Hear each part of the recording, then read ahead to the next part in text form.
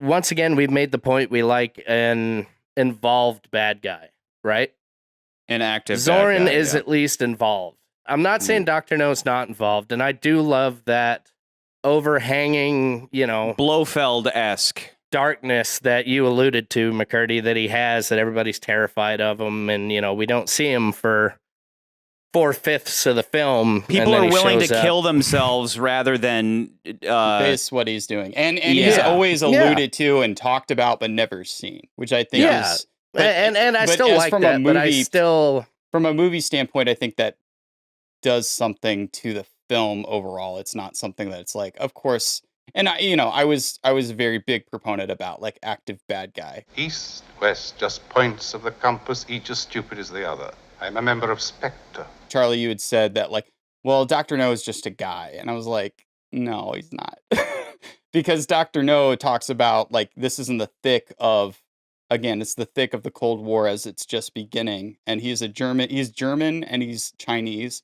And he knows that he's not going to be welcome to either or. So he's just... Yeah. His character in itself is somebody who's torn apart by two different cultures, the East and the West. Well, he says, he's like, nobody would bring me to either one, so I joined Spectre. So he joined Spectre. But then he's like, so his character, and that's what I think is also missing with Zorin, is like kind of the same thing, right? Like Zorin, KGB agent, but he's living in the West, and he's benefiting from all of the capitalism and free enterprise of our country. So you would hope that his character is like this middleman, like he's going to do something that's going to hurt both. But it's like, it really feels more like it's hurting the United States more than anything else, even though that like it's a line that's tacked on to the end where Gogol's like, oh, my interests are also your interest in that regard. And so it's like, okay, but East, like he has that line is like East and the West, it just points on the compass equally as stupid.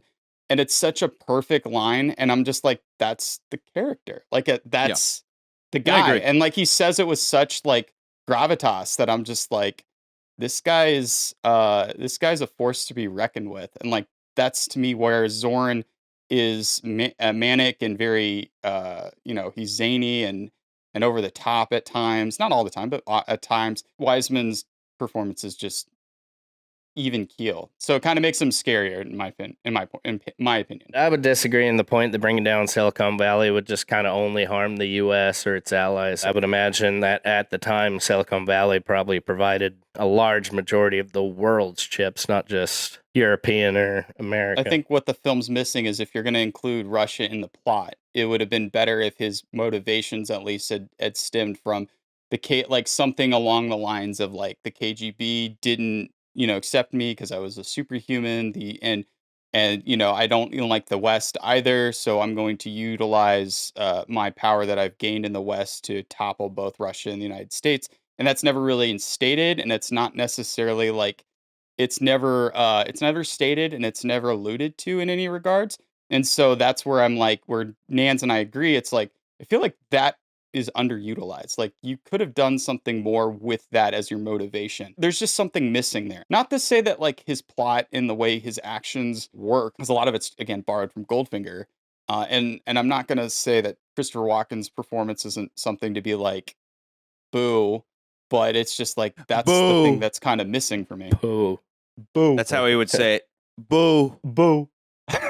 I see your side there, McCurdy. I would say in the beginning, I think they tried to find something like that. I will agree. I don't think that they ever came to, like a Dr. No, f them, both sides type conflict, like you said. I think they tried to allude to it in the beginning when they said that they found the Russian chip and they were getting close to the same technology. Yeah. So is it the Russians trying to take this down so they can hold this technology, launch a nuke, take us out, and they still have, full operation of their systems? But I do agree that was probably lost throughout the plot of the film. Yeah, that was like touched on and then forgotten about. Yeah, if they became had more stayed about more on that point, then I think. And that's also why I feel like he feels more like a corporate yuppie villain rather than like. And I think it's funny because you can make an analogy, and now I'm going to say something somewhat political, but bear in mind I'm talking about the 1980s. He very much like feels like a Donald Trump of the 80s, that corporate America type of person. And it's really funny to me because, like, not that much longer in his career, he would play kind of a similar character in Max Schreck in Batman Returns, where he also tries to play like this Donald Trump type character. And I think he's just very good at doing that because they're both from New York. They both kind of have similar accents. So like, it's not to say that like, I'm not trying to say something about Donald Trump's politics of current times, but I am saying that you're like, saying he's a businessman and like he's out to enrich himself. Yeah, it's like he was like the businessman of the time, and like that he was very much in part of the iconography of the 1980s and the yuppie culture. And so it's like, it's not too far fetched to think that the writers were like, let's make this character like a Donald Trump type, much as like. They would be like today, and they kind of did this where they did Batman v Superman. They were like, let's make Lex Luthor a Zuckerberg type. You know what I mean? Like, it's kind of that kind of thing to me. When it comes down to it, still, and I've done a lot of review of both films again since we've been away, I would still watch A View to a Kill over Dr. No.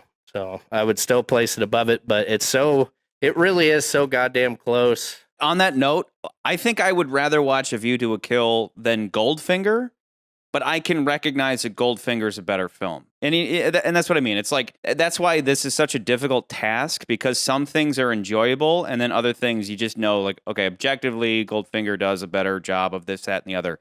And again, I love Goldfinger. I have to say it because somebody's going to, you just hate Goldfinger. It's like, no, but you know what I mean? Like, it's called a guilty pleasure. And that's why for Scott and I, certain scenes don't ruin things. Cause it's like, whatever. James Bond pulls a cool stunt on a snowboard and they bring in the Beach Boys. It's goofy, but it's fun. And that's why it's not offensive. But I completely understand the argument. And again, we're arguing the oldest Roger Moore versus the youngest Sean Connery. And rewatching Dr. No, I started to come around to that. I'm like, I get it. James Bond probably should be 30, 35 and, like whatever. And as we've said for many other films, I think, you put Sean Connery in this film and it's better. It's how many times have we said that? What if we put Sean Connery in this film? It'd be so much better. Yeah, if only Sean could be captured in a bottle and replicated so we could put him in every movie ever. And in the future, we'll have the digital technology to just have Sean Connery star in every animated Bond movie going forward forever.